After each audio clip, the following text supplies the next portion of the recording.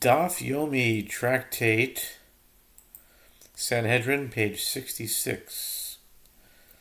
Top of the page with the words Al Tachil Taschil Bi Shachrisu Rosh Chodeshu Motzei Shabbasu. The term is also referring to one who says to a collector of charity, "Do not collect from me first, as that is a bad sign for me," or "Do not collect from me now because it is morning. It is a bad sign to begin the day with a loss," or "Do not collect from me now because it is the new moon, and it is a bad sign to begin with the month with a loss, or it is the conclusion of Shabbat, and I do not want to begin the week with a loss." Ton Rabbanon lo tenachashu lo teonenu. Kigon elu hamenachashim bechulda beofos uvidagim.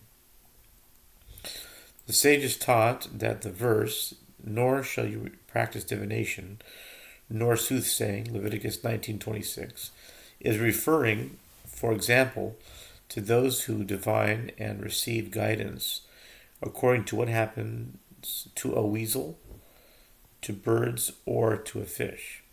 New Mishnah. The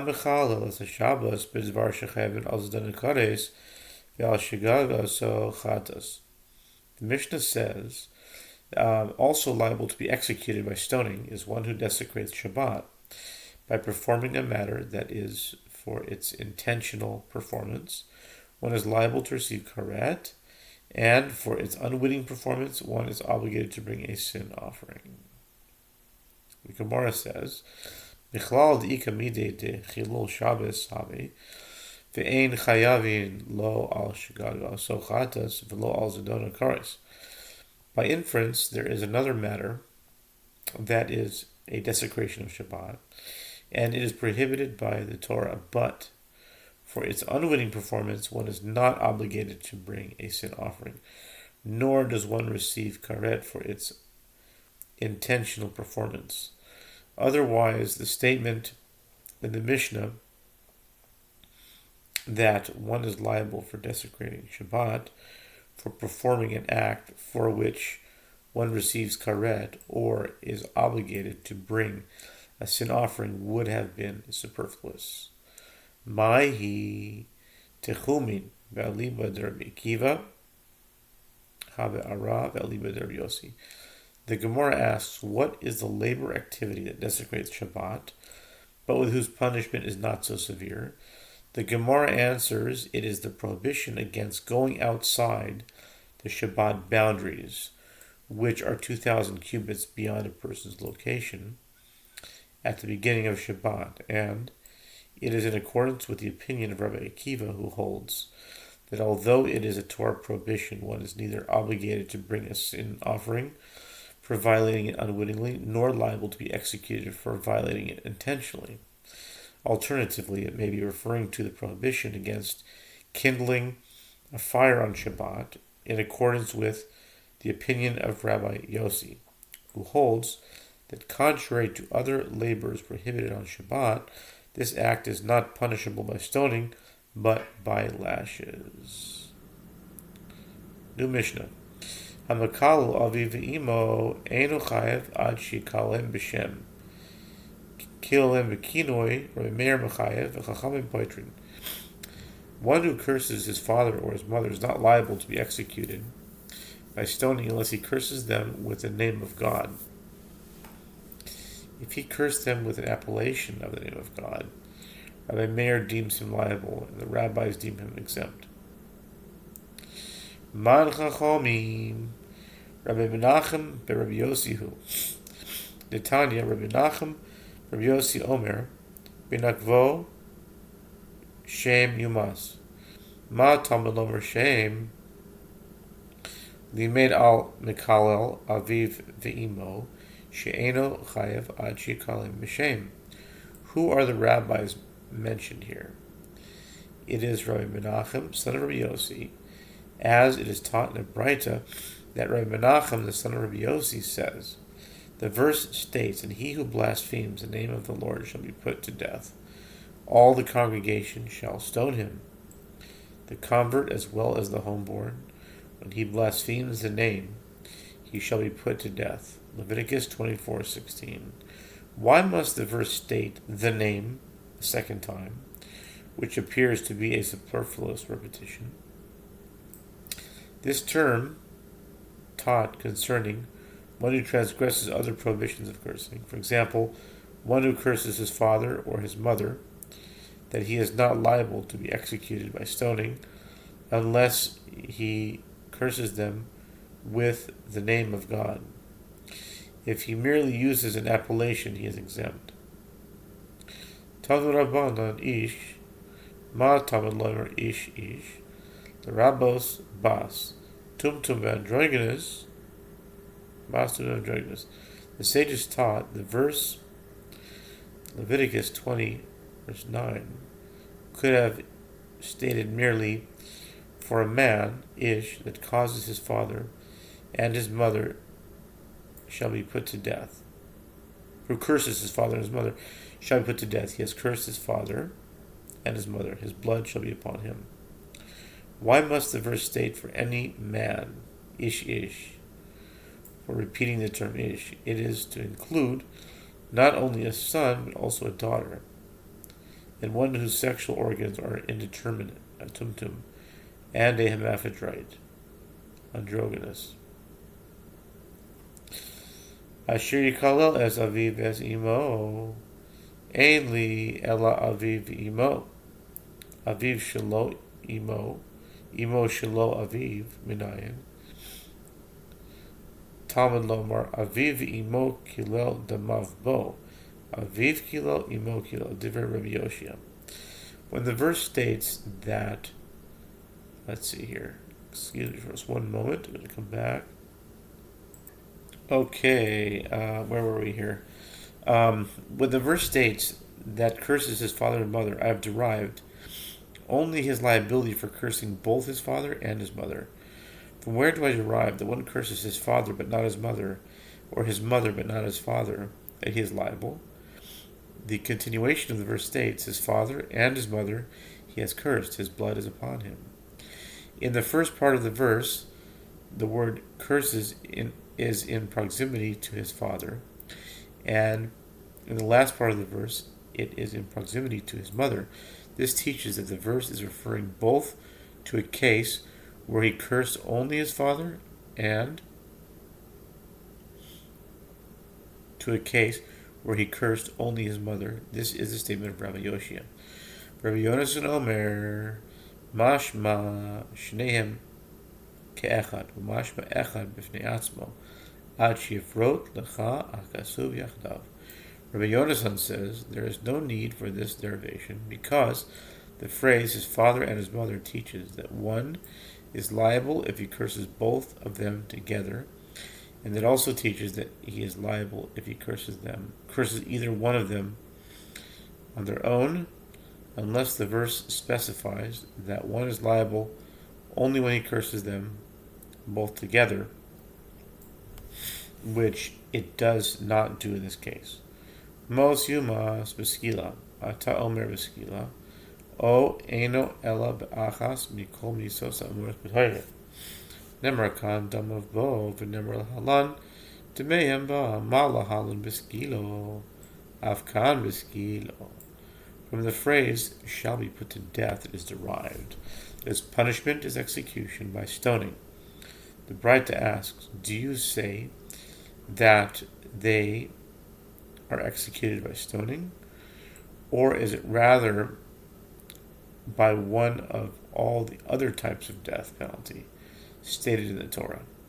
The Braita answers, it is stated here, his blood shall be upon him, and it is stated below with regard to a necromancer and a sorcerer, they shall be put to death. They shall stone them with stones, their blood shall be upon them. Leviticus 20:27. Just as there, the verse states that a necromancer and a sorcerer are executed by stoning, so too here with regard to one who curses his father or mother, he is executed by stoning. Onesh Shamanu Azar minayin Talmud Lomar Elohim lo tikalel. The Gomer im haya aviv dayan harehu bichlal Elohim lo tikalel. V'im haya aviv nasi harehu bichlal v'nasi b'mcha lo ta'or. The Braita asks, we have learned the punishment of one who curses his parent. From where is the prohibition against doing so derived? The verse states, you shall not blaspheme judges, nor curse a king of your people, Exodus 22:27. If his father was a judge, cursing him is included in the prohibition of you shall not blaspheme judges, as it is prohibited for all people to curse a judge. And if his father was a king, cursing him is included in the prohibition of nor curse a king of your people. Eno lo dayan v'lo nasi minayan v'lo nasi minayan amart hare ata dan binyan av mishnehen v'lo ri nasi kri dayan v'lo ri dayan kri nasi. If he is neither a judge nor a king, from where is it derived that is prohibited to curse him? One can say you derive it through a paradigm arrived at from both of them as follows. The defining characteristic of a king is not like the defining characteristic of a judge, and the defining characteristic of a judge is not like the defining characteristic of a king. The two cases are dissimilar. Lori dayan kari nasi shere dayan ata mitzaveh al horato kari nasi she'i ata mitzaveh al horaso v'lori nasi kari dayan shenasi ata mitzaveh al hamaraso kari dayan she'i ata mitzaveh al hamaraso. The Bright elaborates, the defining characteristic of a judge is not like the defining characteristic of a king, as with regard to a judge you are commanded with regard to obeying his halachic ruling. This is not like the defining characteristic of a king with regard to whose halachic ruling you are not commanded to obey. And the defining characteristic of a king is not like the defining characteristic of a judge, as with regard to the king you are commanded with regard to rebelling against him, meaning refusing to obey his order. This is not like the defining characteristic of a judge, as you are not commanded with regard to rebelling against him. Atzara shaveh shehen be'amecha ve'ata muzar kilasan af ani avi avicha shebe'amecha ve'ata muzar al kililaso. Their common denominator is that they are of your people, meaning they are members of the Jewish people, and you are prohibited from cursing them. I too will include the case of your father, as he is of your people, and therefore you are prohibited from cursing him. This derivation is insufficient, as what is notable about their common denominator, meaning another element that they share in common, it is notable that in that their performance has caused them to be entitled to an exceptional degree of respect. They are not merely of your people. Therefore, perhaps the prohibition against cursing applies only to prominent figures. Talmud Lomar lo tikalel cheresh be'um lalim shebe'amecha katuv medaber. The Brisa continues, consequently, a third case is necessary to arrive at the required paradigm. The verse states, you shall not curse the deaf, nor put a stumbling block before the blind. Leviticus 19:14. The verse speaks of the wretched of your people. From the fact that it is prohibited to curse even those people, it can be derived that it is prohibited to curse anyone.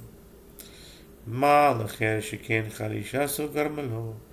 Deriving this halacha from the case of a deaf person is also insufficient, as What is notable about the case of a deaf person? It is notable in that his deafness has caused cursing him to be prohibited. Perhaps the only reason it is prohibited to curse him is that he is deaf, just as it is prohibited to mislead the blind. Nasi v'dayan yochichu mala nasi v'dayan sheken gedulasan gam lahan cheresh yochiach. One can respond, the prohibition against cursing a king and a judge can prove that it is prohibited to curse anyone, as it is prohibited to curse them even though they are not wretched. And if the proof from these cases are rejected, as one can claim that what is notable about a king and a judge is that their performance has caused them to be entitled to this respect, then the prohibition against cursing the deaf can prove that prominence is not a determining factor.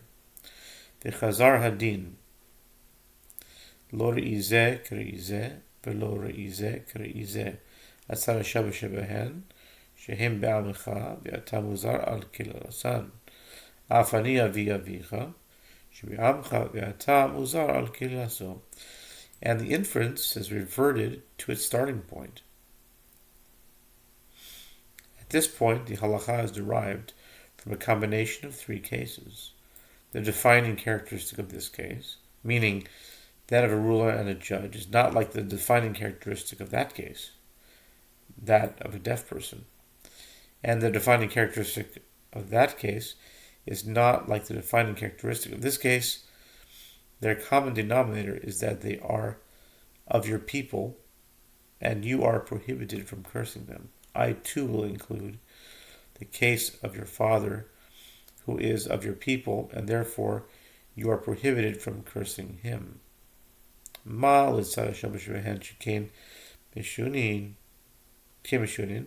Brighter refutes this derivation. What is notable about their common denominator? It is notable in that they are unusual, meaning they are not common people, but they are in some way different from others. Perhaps there is no prohibition against cursing an ordinary person.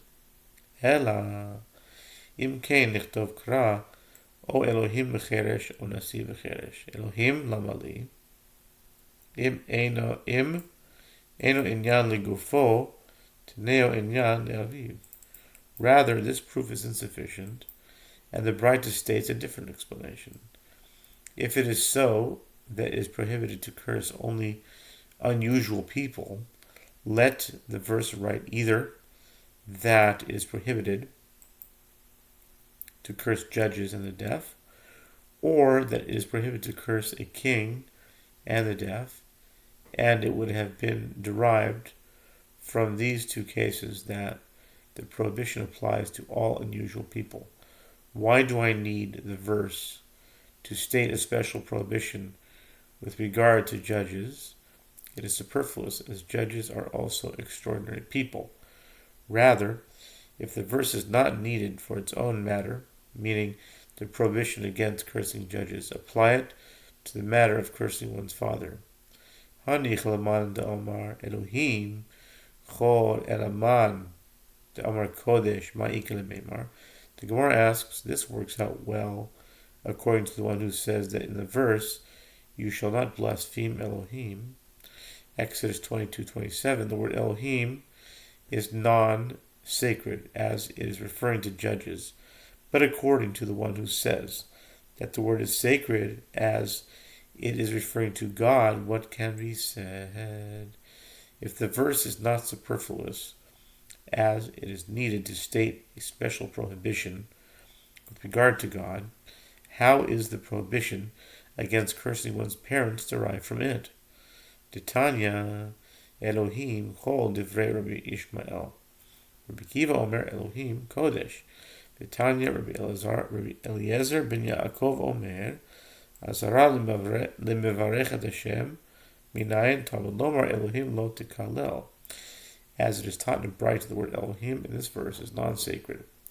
This is the statement of Rabbi Ishmael. Rabbi Kiva says the word Elohim is sacred, and it is taught in a different Braita that Rabbi Eliezer ben Yaakov says, from where is the prohibition against one who blesses, meaning curses the name of God derived, the verse states, you shall not blaspheme God. Leman de Amar Elohim Chol. How can you say that Elohim is non-sacred? I guess because they use it for angels and judges and stuff, maybe. Anyway. Gamar Kodesh Michol Leman de Amar Elohim Kodesh Gamrin Chol Mikodesh. The Gemara answers, according to the one who says that Elohim is non-sacred, he derives the prohibition according to the sacred meaning of the word from the non-sacred meaning. In other words, he derives the prohibition against cursing God from the prohibition against cursing judges. According to the one who says that Elohim is sacred, we derive the prohibition according to the non-sacred meaning of the word from the sacred meaning. In other words, he derives the prohibition against cursing judges from the prohibition against cursing God. Bishlo leman amar Elohim chol, gamar kodesh michol, el leman amar Elohim kodesh, gamar chol mikodesh, dilma kodesh azar achol lo azar.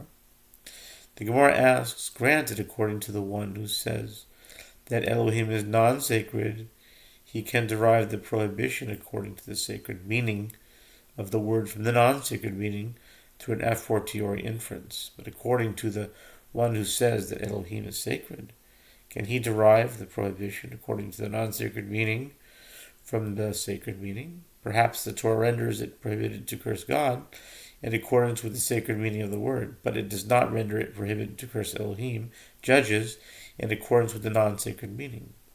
If